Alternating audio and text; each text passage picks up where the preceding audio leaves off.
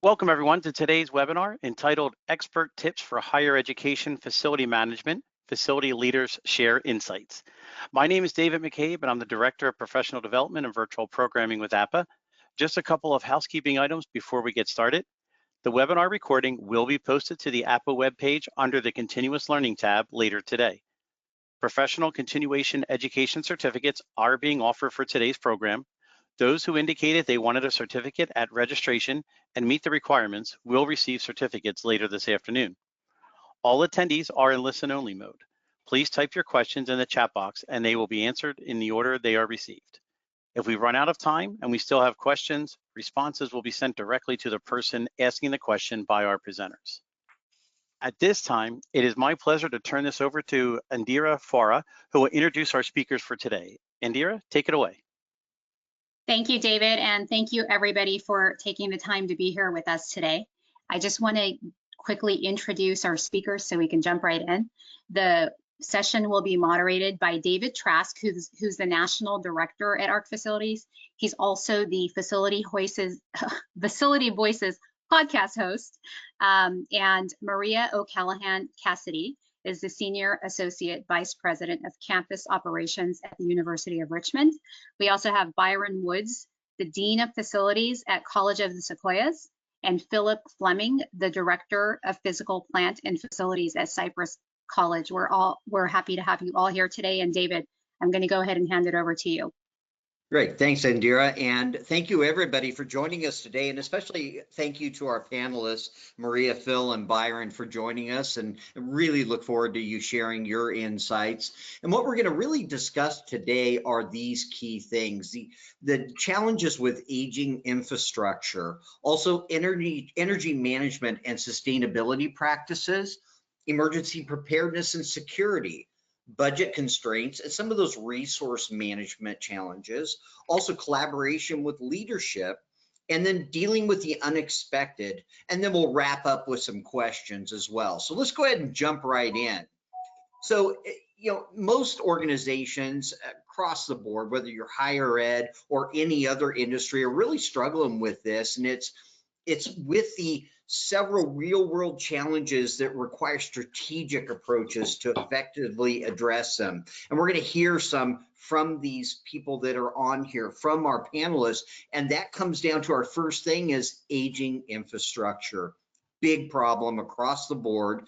I see this everywhere I do site walks, is just different buildings, different ages, and the panelists can share their insights on this. But again, with aging infrastructure also comes old problems in many cases, and we'll want to talk about how they're balancing those upgrades and those different things that they run into with those aging buildings. So let's jump right in. And Maria, you've got some old buildings. So how do you prioritize repairs and renovations to minimize disruptions at your sites?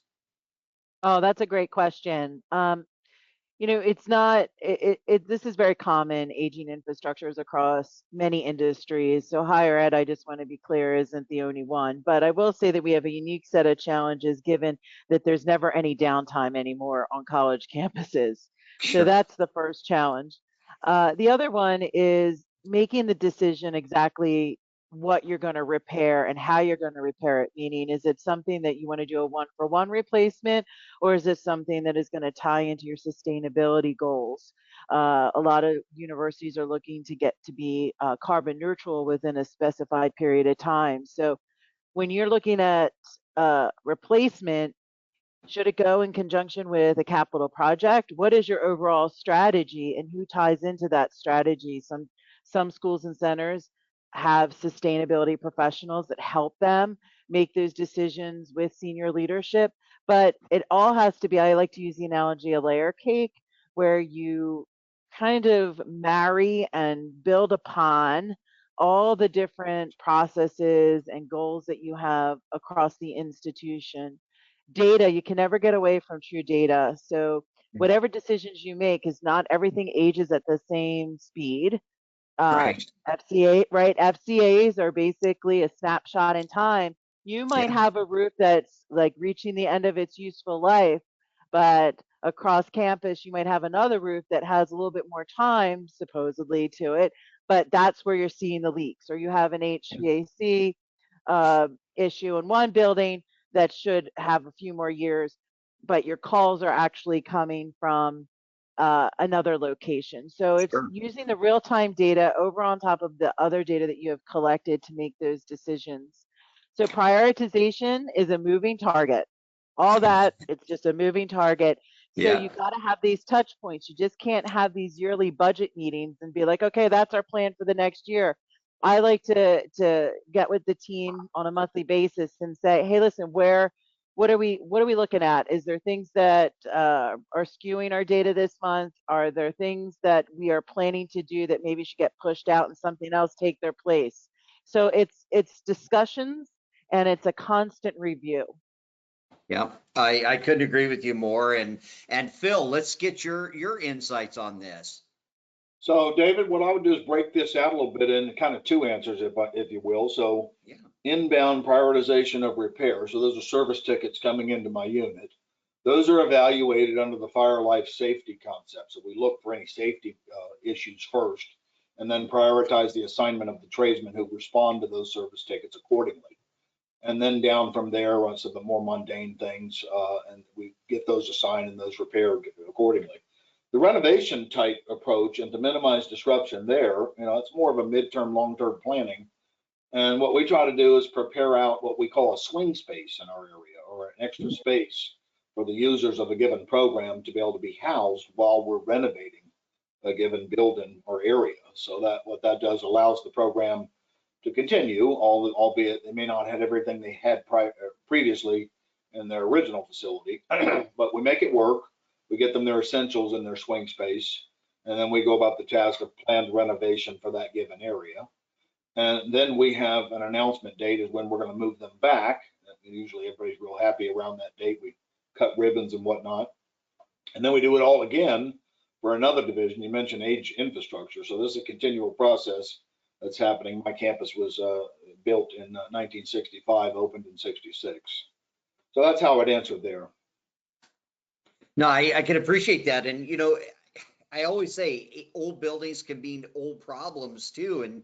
And in many cases, you inherit some of these problems. And how do you plan for that? I like the idea, Maria, where you were talking about those more frequent meetings, but also the challenges that Phil mentioned too, with having the right people in the right spaces, but also being able to relocate those people during those events. And Byron, what's your take on this too? Because you've got 3 campuses. Yeah, we've got 3 campuses. The original campus was constructed in 1938. So you talk about aging infrastructure, we're dealing with it every day. Whereas the other 2 campuses, Hanford and Tulare, those were constructed in about 2012. So a lot newer infrastructure out there. But the approach is very similar to what Phil shared. The top priority is always safety, followed by comfort level. And then our goal is always the same. We want to minimize the inconvenience or the downtime of our facilities on our staff and students. Prioritizing renovations is probably a little bit different in that, in my opinion, I think it's always important to always evaluate our finishes, equipment, infrastructure that is frequently problematic, meaning that the areas that incur the most work orders, you always need to evaluate the life cycle costs and return on investment. Return on investment is key. So weighing the cost of a replacement or an upgrade versus the cost of, say, nickel and diming the issue for the next 5 to 10 years, kind of what Maria was saying. Every repair creates an opportunity. So it's a matter of, do you just kind of put a Band-Aid on it, or do you look at meeting, your future sustainability goals? One example I can quickly share is, it's not a building renovation, but it was an infrastructure upgrade. Last year we invested in upgrading some storm drainage on the Visalia campus, and we've had flooding concerns for decades. In the winter of 22, we had the 100-year storm blow through California, and we knew we had to make some changes. So in the past, we'd call in staff to work overtime, pump out these flooding areas, and last year's upgrade provided us with a long-term solution, which now, for one, saves our overtime budget, 2, keeps our staff happy because they don't have to work the extra hours, and then 3, alleviates any concerns for flood damage in our buildings. So you just got to weigh, that return on investment and that long-term vision. This has been great, and thank you all for sharing your insights on that. And I think a lot of the challenges that we oftentimes hear too is when it comes to some of the things that you all touched on is assets. And it's in facilities. We talked offline before this session even started about some of the things that happen on the daily, the weekly, in facilities, and you never know what you're going to walk into. But I always look at facilities as a moving target. And what we oftentimes hear is what you see on the screen here is 20 to 40% of the assets changed. They've been replaced, they've been decommissioned, they moved, or they're just new. And they haven't necessarily been documented what's there, what's changed.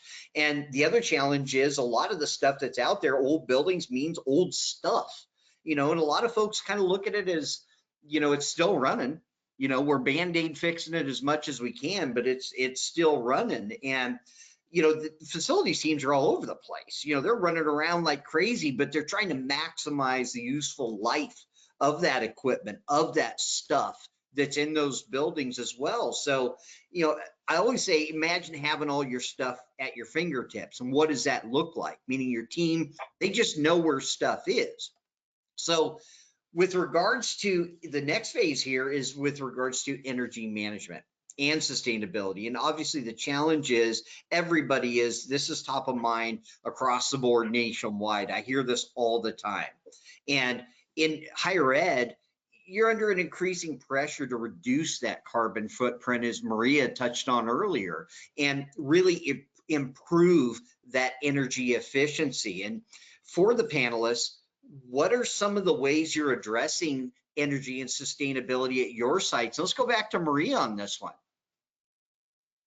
Yes, it's an exciting time. I think since COVID, the technology advancements for a lot of the equipment that we use in facilities has really gone into overdrive. And that presents a unique set of problems too, which is, do our teams have the skill set to help identify what should go in as a replacement and or even maintain it? The other key thing too is making sure that you have good data, metering data. So if your buildings aren't all metered, you really have to do an analysis of where your energy hogs are.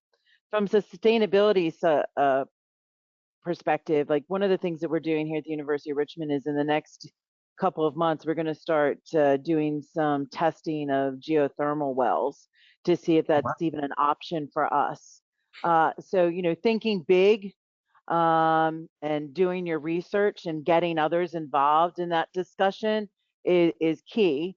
And, I want this to be an exciting process for everybody so that they can learn. And I think that you and I had talked about this previously. If you're looking at the workforce that we're trying to engage in our campus communities, the average time for someone to stay currently in a role is 3.5. I think it's 3 years and 2 months. Yeah. And welcoming, onboarding, whatever your organization calls it, oftentimes in higher ed takes at least a year. We always hear it's going to take you a year to figure out where you're even going.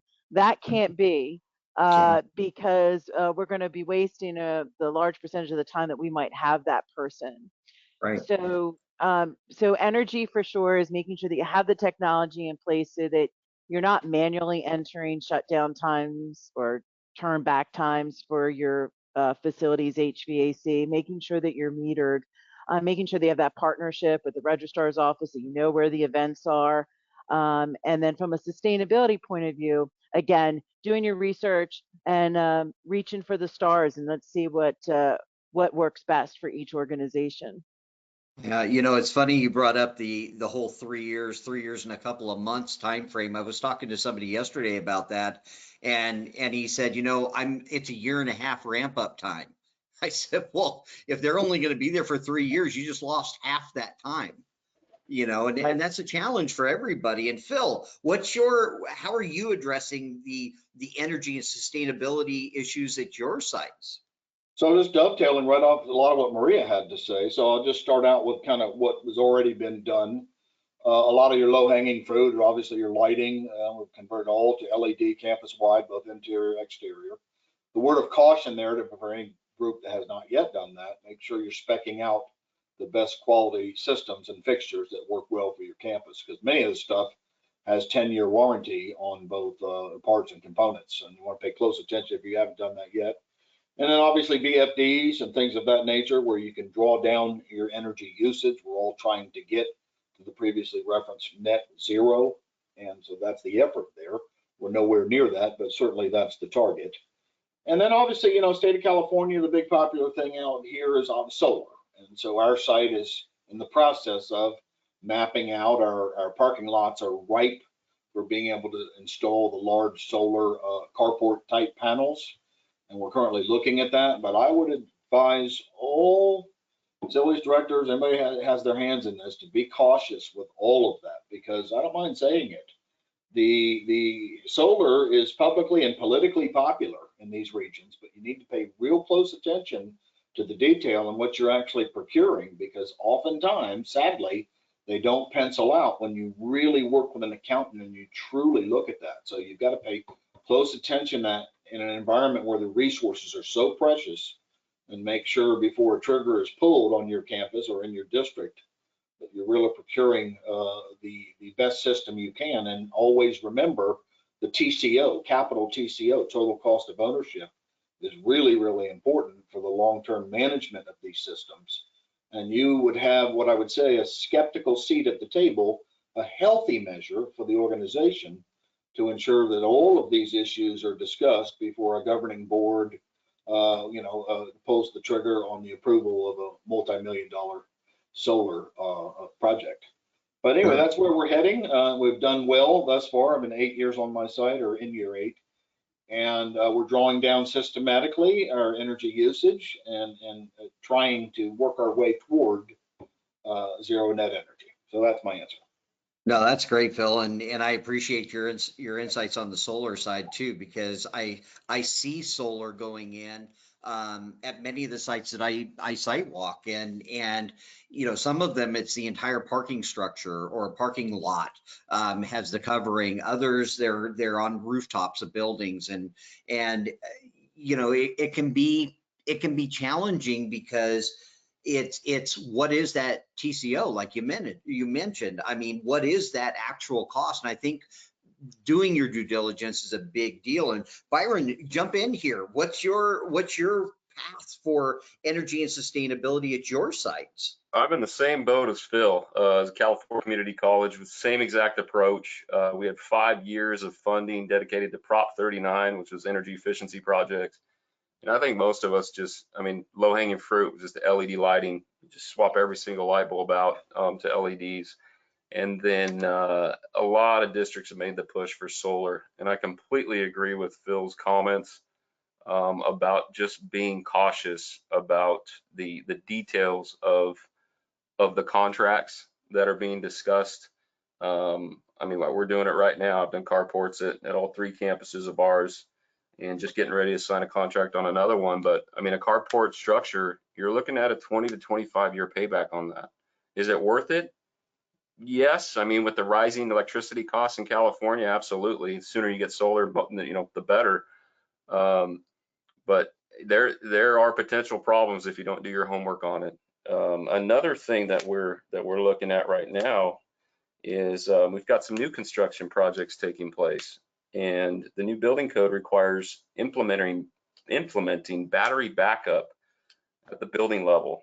So I'm really curious to see how this works out. The concept's simple. You shift your power source from the grid to batteries during peak pricing hours, but I'm not really sure what to expect from a maintenance perspective or TCO or life cycle costs for the commercial battery systems quite yet. So that'll be interesting to see how that shakes out over the next decade. Yeah, I would love to hear more of that, and how some of the data points come in on that. That would be really interesting. So let's jump to the next thing here, and this is with regards to emergency preparedness and security. With everything that goes on in schools, and unfortunately, we see reports all over the country of incidents that happen at different schools, different varying levels of emergencies, but also the the negative impact that can have on a facility that when they do have some kind of an incident or a disaster or even an active shooter at their site. And let's jump in and lean into that. And what are some of the steps you're taking to address preparedness for those emergency situations? Maria. Yeah, so tabletop exercises, I think, are a great yearly exercise, just to make sure that we have the right people on call or around the table that have expertise in certain areas of the campus, so that they develop that camaraderie and you can have those discussions. That's number one. Number two, I think, is every campus and their topography is going to be different. So you're going to have to, balance weather-related events, social events, things like that, that might be an emergency situation. So to that end, I think we want to get away from keys. You want to make sure that you have the ability to electronically lock down facilities. You want to make sure that you have some level of access control across the campus. You want to communicate to the student body. You want to be able to communicate to all the campus community. And you want to have training sessions where not only just those that are on the emergency response team understand what their role is, but training sessions so that the community understands what their role is. And that's easier said than done, but that communication piece is so critical so that there's not a panic mode. We just had a tabletop session not too long ago in reference to hurricanes. And you think that you have this great written document, but when you put that written document into, okay, let's just walk through this scenario, you realize that there is often holes to that, and trying to figure out who can plug those holes. For example, if we had to evacuate a dorm, where exactly would they go? What if that area was flooded? What if that area wasn't available to us? What is the second best option? What is the third best option? So having, depth at the bench when you're having scenarios is incredibly important. And it starts with having those discussions, and making time for those, especially on a college campus, is pretty difficult given the different schedules that folks have. But it's super important that you get those tabletop sessions scheduled. Certainly, and getting everybody on the same page for sure. Phil, what's your feedback on this, and what are some of the ways that you guys are addressing this at your site? So emergency preparedness, as it relates to facilities, one of the things we have done on my campus is I've got installation of bulletproof glass film on all ground levels at every building, and that predates me. We were just finishing up when I arrived, some 7-8 years ago. But that was the thing that basically it was the board looked at it and they made the decision. Quite expensive, but theoretically, what it does, if there's an active shooter or whatnot and begins to shoot at glass, it kind of holds back a pretty good amount of rounds. I mean, you'd have to really blast with an AR-15 for about 20 minutes to be able to penetrate. So that's all been done on our site. Back to what Maria was saying, we have regular drills and whatnot in preparation for an emergency on campus. One of the things you want to do as the facilities managers, make sure that you've mapped out and you're aware of all of your control points, all of your shutoffs and whatnot. First thing that comes to mind for us is gas, natural gas flow. Yeah. And we are in a seismic region, as you know, here in Southern California, and we've been shaking a little bit of late. So we constantly have to be thinking about emergency preparedness and our methodology. It's one of the things your system, Dave, the system helped us map out all of those points of controls, and we now have that legitimately mapped. My staff can open that up electronically and identify the quickest method to get those points of control shut off, just in the interest of safety, until we can do an assessment and determine what level of emergency we have. We also have a capacity lockout button that was discussed at all of our ground level, not down to the classroom level, but at least all of our main points of entry. And the master button is housed at our campus safety division. They're in charge of and responsible for that. But, continuous training and preparation for any potential emergency, obviously an underground water pipe or a burst or something like that, unknown, unforeseen, you do your level best, make sure that you're poised and ready to respond from a facilities management standpoint to minimize the disruption. Remember, everybody wants to get here the next morning and enter the campus and being able to use without any disruptions, and that's what we aim to do. with all of the preparedness methods that we've used thus far. So knock on wood, so far so good. We don't need the ground to be shaking anymore out here in SoCal. Thank you. You know, and I love what you said there too, by kind of looking in the mirror, so to speak, with regards to new things that are, are available. You mentioned the film, you mentioned mapping out where things are. I couldn't agree more. I think at the end of the day, my head's on a swivel trying to figure out when I go to a conference, what's out there, what's available, and really understanding, different methods. And I think the other thing that has always been a big deal is, don't try and reinvent a wheel. If you know other peers that are in the industry, reach out to them, find out what they're doing too, and share those insights. And Byron, what are some of the ways that you're doing this at your sites? I mean, we have similar trainings and drills that have already been mentioned. Currently, we are in the process of retrofitting an outdated card access door hardware system at the Hanford campus. And it's a completely new system to us, so we're still working out the kinks. It's a lot of coordination between the technology services department, ourselves and facilities, and the vendor. And it's taken a while to work out the kinks. Once we're done, once it's functioning well, we're planning on rolling this out district wide over the next decade or so. But again, you can access the system through an app, a mobile app on your phone. Our key control is all through district police. They take care of all the permissions. But again, they can implement a lockdown within 5 seconds of every single door on the campus or in the system, manage permissions on the go for different users. And ultimately, I can't wait to get rid of the massive key ring that's hanging on my hip. And just getting down to one key and a fob, that'll be the day. Maybe I'll retire after I get that. That's the holy grail, right? Yeah, mission complete. That's great. Well, I want to share one thing here with regards to something that Byron is doing too. And I thought this was interesting is, documenting where everything is. Now, not just the stuff that's in the buildings, the stuff that's between the buildings too, because that's equally important, but truly understanding what's where and being able to identify what's where, allows you to respond faster.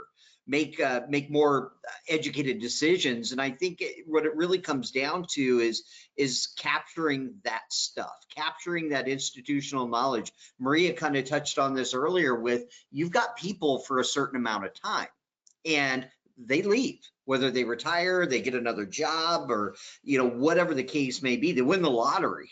At the end of the day, they leave. And I'm a firm believer the information stays with the building, not with a person, because that allows you to make better educated decisions about what's where, be able to respond and make those decisions. And I know even with Phil, he was mentioning knowing where your shutoffs are, knowing where those things are. Floor to floor is a big deal. And I wanted to share this story here too, because I thought this was kind of hit it on the head, is being able to respond. And especially with new people, there was a school out in California, that a rooftop unit caught on fire. It's a weekend, of course, never happens just during the week, but the brand new person, she'd only been on the job for a short period of time.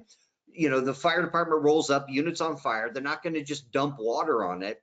And they call the on-call number, and she rolls up to the building. She's only been on the job for a few months, rolls up to the building, opens up her phone, says, okay, well, here's the electrical panel. They go, it's in this room. She's showing the fire department pictures, opens the door, room's filled with smoke. She goes in there, they kill power to the unit, put out the fire. She's brand new. That's, to me, is the big deal. And Byron, you touched on this too, with being able to access stuff on my phone, not always sitting at a desk, get it from home, and being able to respond faster, can just save so much time, so much money, and really potentially, save lives in some of these instances. But one of the other challenges that we oftentimes hear is, budget. Everybody's, under budget constraints. also managing and juggling those different resources. And facilities teams, it's magnified because you guys, I'm a firm believer that facilities touches everything. Okay. And you're managing everything from your maintenance of your equipment, but also custodial and grounds and everything else associated with that. But having that limited ability to being able to address all of those because of some of those constraints can be a challenge. And I know both of or all of you have mentioned different kinds of technologies and things like that, and also those large scale projects. But what are some of those ways that you've been able to juggle that successfully to maximize those budgets to achieve some of those goals? And Maria, let's start with you. Yeah, that's you hear me, there's a lot of silence here. I think budgets, coming from the level that I'm at from a budget standpoint, I think being transparent is key within the within the role of facilities management. I think a lot of organizations take a lot of pride in just being able to fix things and keep things going. But taking that next step and doing a risk assessment, or knowing that you just didn't touch this issue once, that it's a constant touch situation to keep things up and operational, needs to be raised up through the organization so that budgets can be put in place to do a repair or a replacement of those items. You want to always be you don't want to be reactive all the time to your issues. So when you're looking at maximizing your budget, one thing you want to do is make sure that you do it right the first time. Don't propose something that's a half fix or a band-aid. Get in there, there might be some sticker shock, but always present the best case scenario of what needs to be done so that you'll walk away from it knowing that it's complete. Things might have to get value engineered, but that should be a discussion first and foremost. The other thing too is making sure that you're being more proactive instead of reactive so that we're not using as much overtime, because that's all funding that can go back into the coffers to make a good decision. I really liked what both Philip and Myron said earlier about really selecting the materials that you're using, just being cognizant of you don't have 17 different light fixtures for a building, or you don't have, occupancy sensors, 17 of them throughout the campus, that you're storing things that in your warehouse that can be replaced, or analyzing when they go down, that maybe that you should do a massive changeover with the product that you're using to minimize response to those certain areas. So there's so many different factors to it, but I can't stress enough, stop band-aiding, present the fix up front so that the money gets maximized for that particular issue. And in the long run, it'll save us so much more money. And I also liked what Philip said about making sure that before you procure systems that you're doing the cost analysis to actually operate whatever you're looking to put into place. Salespeople are salespeople. They'll always make it look like it's, the pot of gold at the end of the rainbow. You really have to do your analysis nowadays to make sure that you're actually going to be able to get what they're selling out of the product within a specified period of time. I couldn't agree more. And Phil, what's your insight on your budgeting process to achieve those goals? So Maria touched on, just dovetailing right off of her commentary, is that you think about our industry. So the easiest thing for all of us to do in the positions we're in is authorize the replacement of everything. But the challenge is to accurately diagnose the problem, initiate a quality repair, and extract the lasting life out of the various components without compromising safety. And so that has always been and will always be our challenge. So just dovetailing on a lot of what Maria said. So preventative maintenance comes to mind. The oldest suggestion in the book, an ounce of prevention is worth a pound of cure, is alive and well in our world. Have your teams out there looking at systems and units when they're out operational, running well. You monitor them electronically, and then you also physically field verification. In many instances, the HVAC team does a great job that I have, that just keep an eye on things to make sure that we're extracting the lasting life. And then as you are fixing, repairing, and ultimately replacing, I would say to every entire audience is make sure that you're specifying the most durable systems available. God, if I don't get any other message out to this group, it is the dollars are well spent when you identify durable systems. I've got some knowledgeable 30, 35-year tradesmen, and they make a comment every now and then and say, well, boss, you sent me out to do this, but you're not coming behind me. Meaning they've initiated a quality repair long lasting. And so what that ultimately does allows you to maximize your scarce budget and being able to ensure that all areas of your campus are appropriately serviced, and that you keep your eye and tabs on that budget. But if I can't impress, the biggest thing is to spec durable systems when you do renew and replace. There are some times where we'll take old motors and gears that are really quality heavy duty, and we'll take and have them rebuilt in an area of various back shops that rebuild things and reinstall those, because we are so dependent on the long-term reliability of those systems. And so that's what I want to impress upon the audience the most, is that you really want to have a good preventative maintenance program. And then when you do initiate those repairs, make sure you've got highly skilled technical trades persons and that are out there initiating quality repairs with the best components you can get your hands on. Thank you. No, I 100% agree, and you're maximizing that useful life of your equipment by doing some of these things too, and getting as much as you possibly can out of those units, and I love what you both said there. And Byron, share some of your ways that you're maximizing your budgets. Sure, I keep harping on this return on investment. That's just, I think, what drives me. And just an example for us, I'd say from about the year 2000 to when I started here in 2015, the district utilized an outside construction management firm for all of their, small remodels around campus and even larger construction projects. And with my background being architecture, we started to facilitate some of these smaller remodels in-house.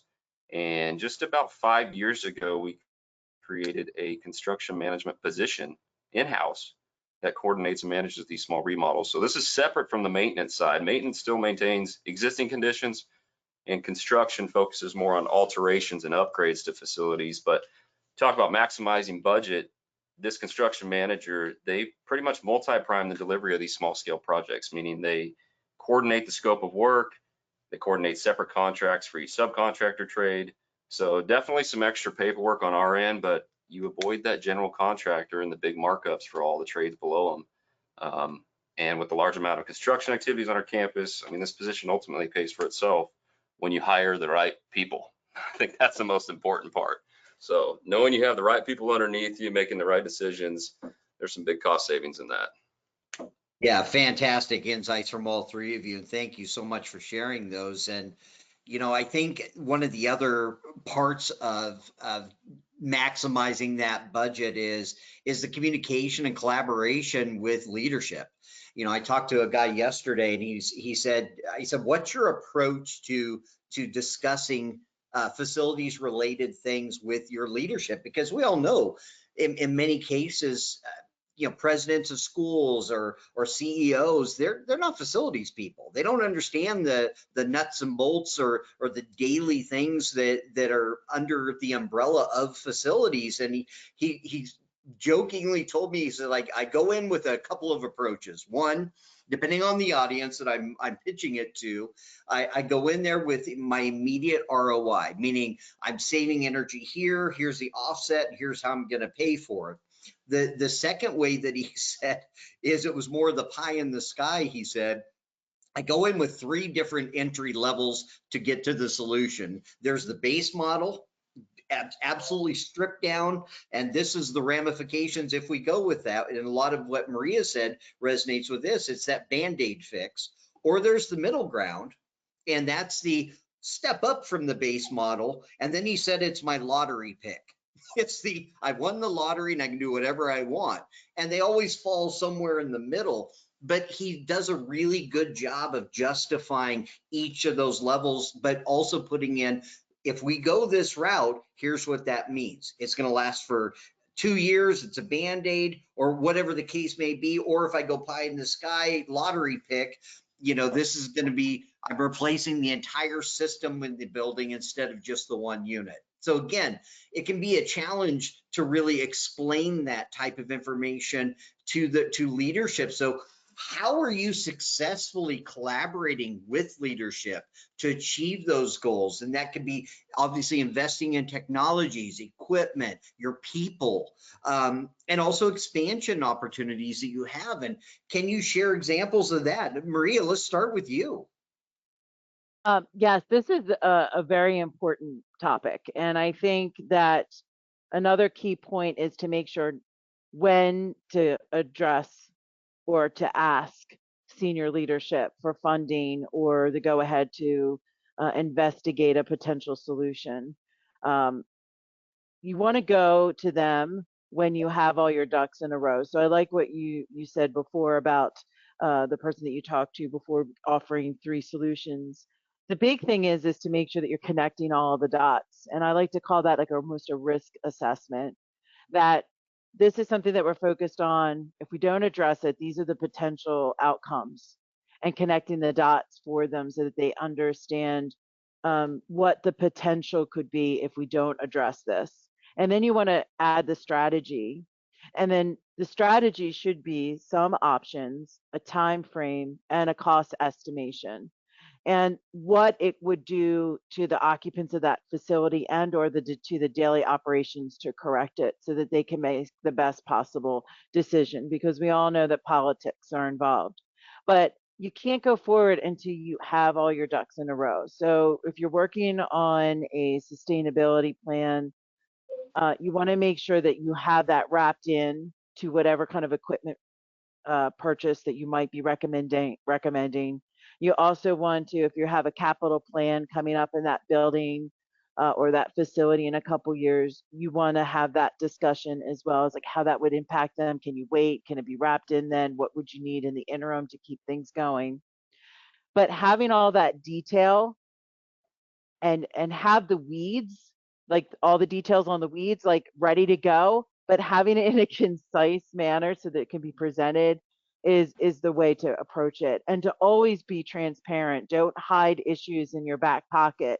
You want to be as transparent as possible, because you want to build that trust level that they know that you're not going to be the boy that cried wolf. You're not going to be going to them all the time asking for funding here and there, that you're actually going to raise concerns to them that need their input. And then making sure you build that trust over time by having a budget that is realistic for your department. And you might not be asking for funding increases year after year, but that you want to present your long-term strategy as well. No, I think that's great. And I think I kind of call that the whys and the what does it mean? If here's why we need it, and if we don't get it, this is what that means. And I think, again, it kind of goes back to that justification, that ROI that Byron mentioned too. They don't understand until you say, listen, this means we're going to displace 4 floors of students out of a dorm, and because that's real to them. But again, there's also the other ramifications of those different things that they don't know, and having that open communication, I think, is a big deal. Phil, give us your insights. Yeah, so I'd like to start. This is one of your top 5 most essential roles as the facilities leader on your site. You really have to go to the hierarchy in your division, your campus, and sell your program, literally, and get yourself and keep yourself on the map as to how important your services are. And then if you've got critical systems, if you've got aging infrastructure, the oldest suggestion in the book is you don't have a problem until you can get it recognized as one. So make sure I'm clear here. So everyone is a salesperson for their division, and your staff really counts on your ability to deliver that information to the decision makers on the campus. Now, like what Maria said, you don't want to cry wolf, but you want to bring good, valid information and ensure your boss or the hierarchy you report to is well aware of the value of these systems, how much the entire campus community counts on their reliability, and then be able to clearly articulate and demonstrate what it takes, both human resource wise, component and technology wise, to keep these systems fully operational, reliable, and dependable. So these are ways that you can clearly assist your team and to make sure that your leadership knows what it takes to be able to achieve the goals, that if they depend on you, your division, in turn, here's what it's going to take to get there. I think we could all agree many of our largest battles are in human resources or adding the appropriate amount of staff. And that's always a moving target, and there are matrices out there you can look at. APA has some of those available to you. But you really, really want to make sure that you're advocating for your program, realize that your folks, your team counts on you, that's doing that in the organization. You have a serious, I like to say, most important seat at the table to ensure that these physical plants and facilities are up and running well. So that's my advice. I agree, Phil. I think that's wonderful. And like you said, having that seat at the table in the first place is a big one. And Byron, what's your approach? I completely agree with Maria and Phil. My answer will be, I'll just give you two examples. How's that? In our Visalia campus, these are current projects we're doing right now. Visalia campus, we have a 300,000 gallon pool. It was built in 1963, and we've maintained it over the years. Last resurfaced it, I think, in 2017 or so. But just last week, we issued a purchase order for upgrading our pool chemicals control system. And the new system includes a mobile app that gives us live readings of all the chemical levels, allows us to adjust valves as needed remotely from our phone. This is a huge transition from us because currently we're taking levels manually, writing them on a whiteboard in the pool storage room, and then logging them in a binder, and that's what we have to show to the health department for compliance. But now everything is recorded in the app. It's logged historically. I'm on cloud 9 right now with this new upgrade for us. And another project we're currently doing is upgrading our fire alarm smoke detection system in the Porter Fieldhouse Gymnasium here in Visalia. And that also includes a new mobile app that'll give us live readings of the panel, the fire alarm panel, which is not new to everybody. I mean, everybody's got access to their panel for the most part. But each individual smoke detector, you can see the status of each one, which I think getting down to that level of detail. So in the event of an alarm, we can identify the exact location of the alarm itself, the type of alarm, faults.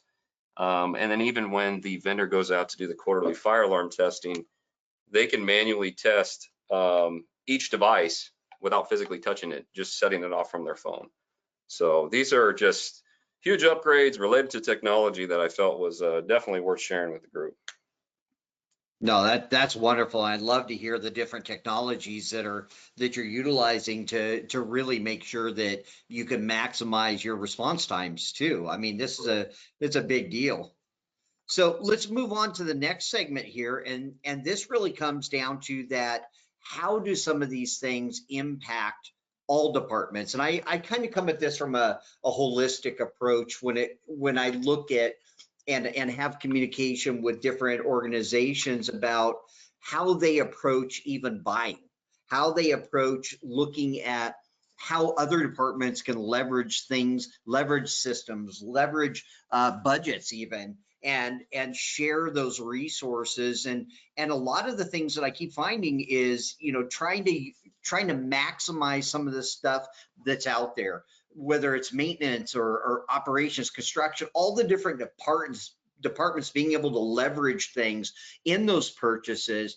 That's what I found that leadership really looks at in many cases, is who else can use it? Who else can leverage this stuff, and how many other boxes can they check off? And I love that approach, because then it's helping the greater good, not just one individual, thing. That's those band-aids that we kept talking about earlier, is being able to address multiple different things all in one spot. But, dealing with the unexpected is always top of mind with folks. Maria, you shared something earlier about some incidences that have happened even this week. And I know we've always see these every week. There's different things, they're just different degrees, but things go sideways. We're in facilities and things go sideways quickly. And they happen all the time, but they don't always happen on a schedule.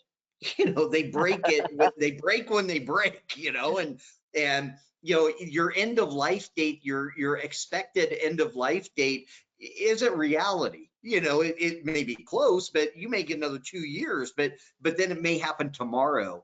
And I always ask people is can you share some unexpected challenges you faced and how did you overcome those? And Maria, let's start with you. Oh yeah, I mean, every day you have to overcome unexpected challenges, I feel, in facilities management. But we had a recent incident where there was an accident. Students were playing around in a dorm room and set off a sprinkler head on a Friday night. And although our team was there within 10 minutes and shut the water off, you know that that amount of water is going to cause some significant damage. So you know, it's knowing that who to call, who to bring in, having those, like we were talking about the tabletops, having those relationships across campus so you can partner, finding space through student life to move the students out that were the most impacted, having those vendor relationships for a disaster recovery organization to come in and start bringing blowers and getting up the water alongside our custodial staff. But then very quickly going into how do we make them whole?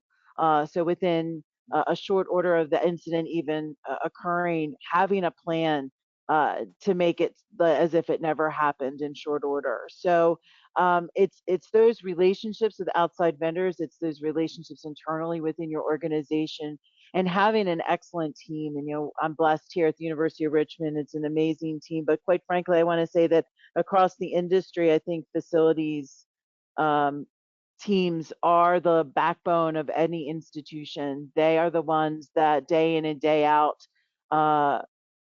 create the environment so that people can do their work. And making sure that you know you're not wearing them down too. So hopefully these unexpected challenges at that magnitude are few and far between. If not, you're going to burn out your team.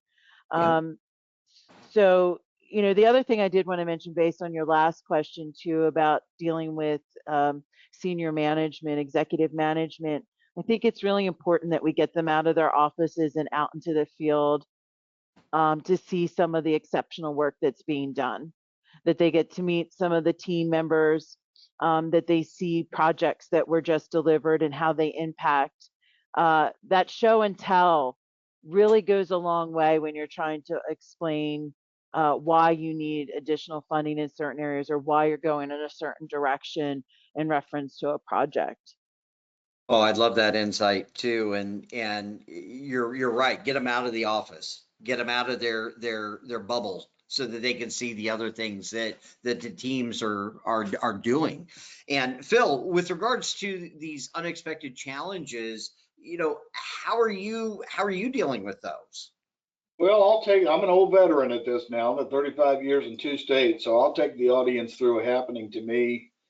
Oh God, it was on another site, but it was unbelievable. And that was, so had a kid throw a mayonnaise jar full of gasoline lit in the administration building of one of the schools I was responsible for the night before the fall semester started. And that was probably the single worst facilities response issue that I had. Oh my gosh. It almost burnt it down completely, but anyway, rendered the entire building. It was a separate standalone building. Entirely inoperable. And this poor principal was the first day on the job, her coming Oh in my for the goodness. full semester. Oh. This was like the single largest displacement that I had to deal with. My team was on site by about 4 a.m. The incident happened about 1:15 a.m. Never did catch the individual, by the way. It was pre-camera and all that. But I mapped out a plan immediately to get those folks moved over to the library. I worked closely with IT to ensure that we can get some patch cables and whatnot going and get these single workstations up and running in about a 3-day period. Of course, we took over the library of the site, but let me tell you, we didn't have a lot of options, and got the principal, got her team online and got them functional where they could manage the school. And then I perimeter off that building and initiated an insurance claim, initiated an emergency declaration, and went about the task. So it was let's see, I had forecasted a 12-month, and I had finished that project at just over 180 days and restored them and got them back into a fully modernized facility by the time we got done. But Wow. $2.2 million insurance claim back in the day, and that was over a decade ago. So Goodness there's sakes. just an example of an unknown, unforeseen. You know, obviously through the years, I've had fires, thefts, underground pipe burst. At one site where the thieves got into it and stole my water meter out front, which was the water main. I've got 3,000 kids showing up in about 2 hours by the time we were alerted to it. And so what I would say to the audience is you just need to be poised and ready as best you can for the unexpected. You know, build out and just go through mentally scenarios that could happen and try to build out your response accordingly. And, you know, obviously you start with your internal staff, make sure you have mechanisms to reach out to them. You got to be careful there because big unions, if you've got people on call, then you're going to have to compensate them on call. So you have to watch those rules, but make sure that you have that capability. And then also vendor, when you sign your local retention, your contracts with your vendors, one of the things I do is I go through these scenarios. Now, with minimal notice, can you get to my site and repair a 4-inch underground main blowout within 4 hours of a given notice? And you go through, you know, your various options there, and you build out your mitigation plans for the unexpected as best you can. Yeah. And that's how to best and most appropriately manage the unknown, unforeseen with unexpected. And the last one I'd leave you with, the biggest thing I think collectively that I've ever seen, I'm sure everybody would agree with it, the oversight and management of the COVID-19 thing when it hit. You know, it was all personnel related, obviously, because of the human element. But what we did here is to stagger the work shifts and to change all types of on ground. We had the minimum 10-foot rule. I added 4 foot to the CDC's recommendation of the 6-foot physical distancing rule. Those of you remember that. And so that was probably human related. That was the biggest challenge there. But physical plant, I went through some of those. And those are my recommendations to you, to be poised and ready for imminent failure that has not yet happened. Yeah, well, be ready for the unknown for sure, because who would have ever expected we went through what we just went through? And I think we all, those are learning moments. And Byron, share some of your insights on how you address unexpected challenges. You know, I like what Phil said. It's just the idea of planning for the unexpected, working with your vendors. You know your infrastructure better than anybody else. So understanding the needs of these different scenarios and the repairs that may happen, specifically the equipment that you would need to replace, I think that is extremely important. Another useful point is inventorying all of your utility information, whether that's floor plans, all your utility shutoffs, your disconnects, and having all that organized and accessible in a way that you can get to it quickly, remotely. You never know where you're going to be at when, you know, the emergency hits. You know, for me, I may be over at the coast 2 hours away, but I can still communicate with someone from district police on how to reset a fire alarm panel.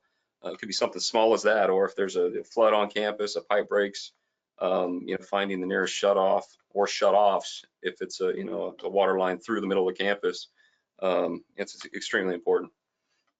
Yeah, I'm a firm believer that, you know, access it wherever the heck you are, you know, and at the end of the day, you know, you're at home, you're, you know, 2 o'clock in the morning, you're in bed, phone rings, you know, being able to respond, you know, grab your phone and you can see what it is and share that information with people who are there, who are standing on site. I think that just helps to maximize your response and really help you to be able to mitigate a lot of that damage that can be caused by that stuff. And, you know, this is another true story here. And this is one that I funny, not funny. You know, I was on site and mapping out mechanical equipment and shutoffs at a building. This is a school campus in Southern California. And their unit actually had broken on a Monday, 10 a.m. Okay, couldn't fix it. They couldn't fix it. They ordered a new replacement unit. The rental unit arrived about 4 days later. This is it. Okay, cost $10,000 a month. Okay, fast forward. I went back on site because they actually added a few buildings to our platform, some new buildings. And again, went back out on site 18 months later, and that unit's still sitting there. Okay. And I mean, it was 24 months nearly before they actually got the unit installed and everything, because this thing was still sitting there even after the unit was delivered and they were installing the new one. And it made me just shake my head, because I'm thinking to myself, all of that's unexpected expense, you know, and how do you explain that to the dean that has no idea about facilities, that now you've got, $180,000 more on top of the new unit, and it's hard. And, you've all addressed this with your different comments today, is you got a tough job. And some of your job that can be the toughest is those conversations and understanding, helping them to understand that this is what this means if something goes sideways or if we don't do something. And I want to emphasize that by really getting you each to share, one tip to implement now. What if you could, somebody who's new to facilities management, somebody who's jumped from another industry into higher ed or into education facilities, what's a tip that you would give somebody that you think would be the one or two things that you wish somebody would have told you? And let's start with Maria. I think for somebody that's just coming in, it's all about the relationships. It really is. And you never want to have a total withdrawal from the goodwill bank. So you just don't go out there and start talking to people when something goes wrong. You start doing, building those relationships and making deposits in the goodwill bank day in and day out, so that when something unforeseen does happen, you're not in the red. And it will happen eventually, just know that.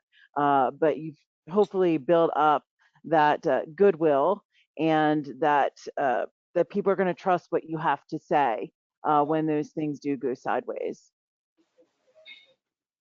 That's great. I appreciate that. And Phil, what's your tip?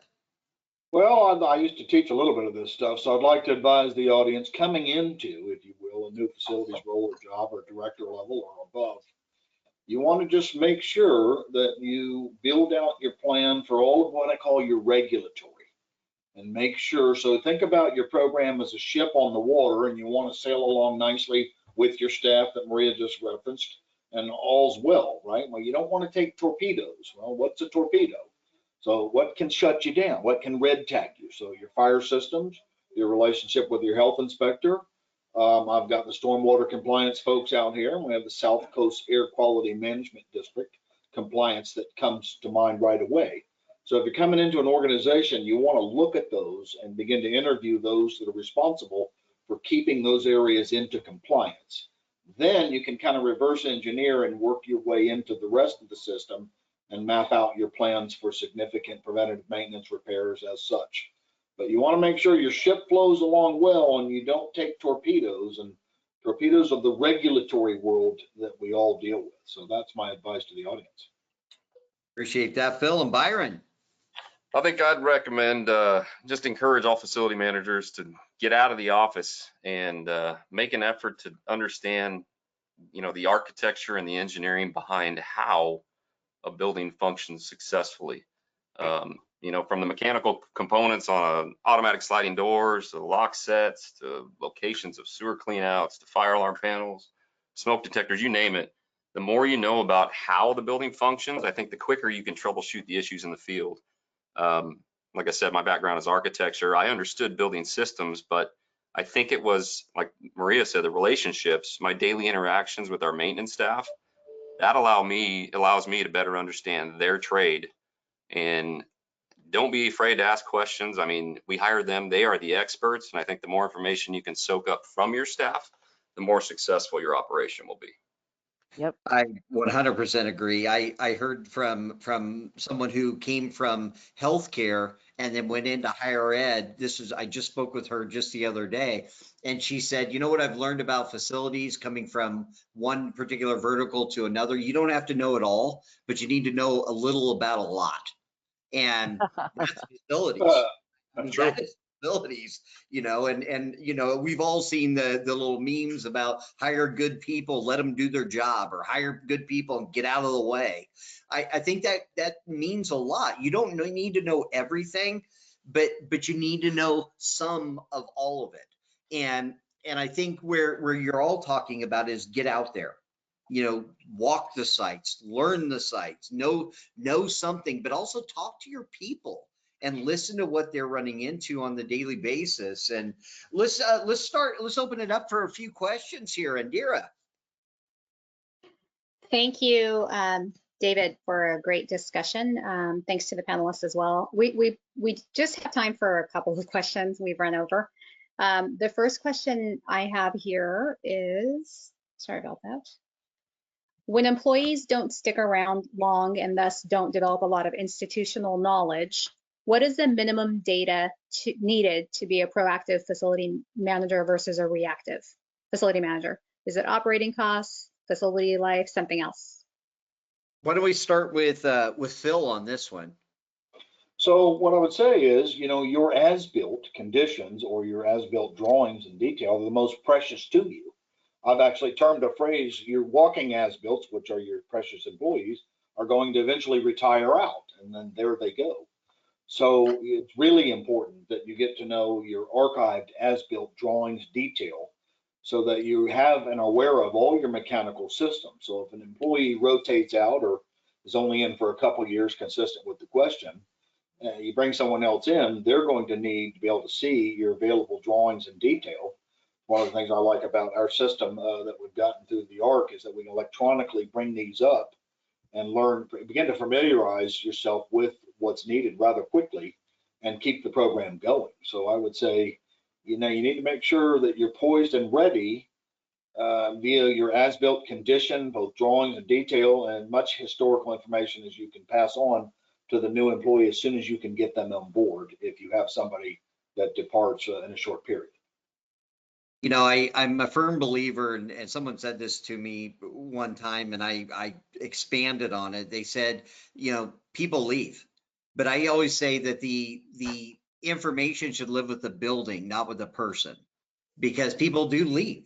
And I think the challenge is that our buildings are a moving target as it is, and it's impossible for everybody to remember where everything is. It's that if that's the expectation, they're setting themselves up for failure. But I think with the challenge that we've got right now, and Maria actually addressed this at the beginning with just the minimal amount of time that people are average staying in their current role or even within the organization, speeds that process up, or it makes that process even more of a challenge, I should say, because now information's just scattered. You've got how much time are you putting into that person that's there for 2 years and they're gone? Well, that information and the things that they even uncovered walks with them. So Byron or Maria, any additional feedback you give for that question? I wanted to say, I think Philip was right on the money. I mean, as-builts are so important. I can't tell you how many times in my career I've walked into situations and I'm looking at what's supposedly an as-built and it is far from accurate. And it just delays emergency responses. It is critical. So you start with that for sure. And I really like what Byron said too, is that, you need to get out and about. As a facilities manager, if you're spending 90% of your time at a desk, you're not really being a facilities manager. You've got to be out into the field, talking to people, inspecting areas, and just remaining curious. I mean, I just think that if you have a natural curiosity about your work, you're going to stay relevant. Things in the facilities management world are changing rapidly, and I would just say remain curious, always seek out new ideas, and always continue your education too. Yeah, I've heard that even as-builts, there are a couple of people I've talked to that they said they're not as-builts, they're either close to built or nearly built. That's the way they refer to them. So yeah, it doesn't necessarily reflect what's really out there. Yeah. So Byron, do you have any insights on this?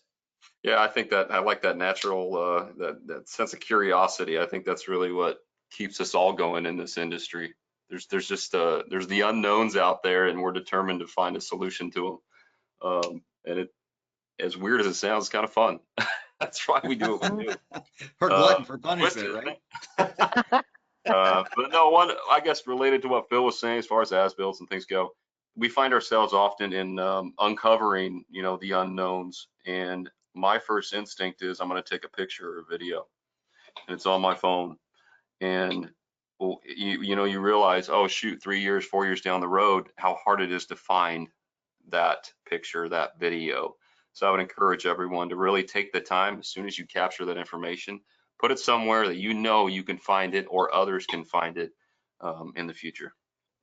Yeah. Yep, that's great. And any other question? Is there any other question? Yeah. I just want to let you know, David, some people were asking about those screenshots that you showed for both Cypress College and College of Sequoias in terms of the software. Yeah. Can you just shed a little bit of light on that? Yeah, that's part of that is our software. Essentially, we map out all the mechanical equipment. We're mapping out all the shutoff valves, and also it's a house for all of the as-bills. So the historical drawings, but they're all layered, showing where every renovation touched floor to floor. So as well as all the site drawings and all of that, underground utilities and all of that too. But again, that's our app. And we actually work with a couple of these people that are on here. They're actually our clients, and we were able to leverage our technology to help them. Great, great. Thank you. Well, we did go over, but I mean, the discussion was really good. So David, thanks again for moderating a fantastic discussion, and a huge thank you to Maria, Byron, and Phil for sharing your valuable insights today. We'll be putting together a blog summary of the key points that were discussed, and you can expect to receive that via email within the next week or so. There were just so many great points that you all brought up, and we really want to share that knowledge with the audience.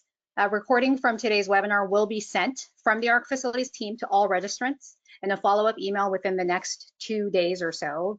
If you don't see it tomorrow, you'll see it by Monday. And if you have questions for David, his information's here on the screen. Please be sure to reach out to him on LinkedIn. You can send him an email, and also check out the Facility Voices podcast. If you have questions for any of the panelists specifically, just send an email to us at ARC Facilities, and we'll make sure to connect you to Maria, Phil, or Byron. And you can see the email here, solutions@arcfacilities.com. Otherwise, David, do you have anything else before we wrap up? Thank you so much for the Maria, Phil, and Byron for joining us and sharing your just amazing insights. And for the audience, we look forward to definitely catching you on the next episode of Facility Voices too. Take care. Okay, Thank this you. is David McKay from APA. So thank you all to our participants, to Indira, thank you so much, and to our panelists. So thank you, everybody, and I hope everyone has a great day.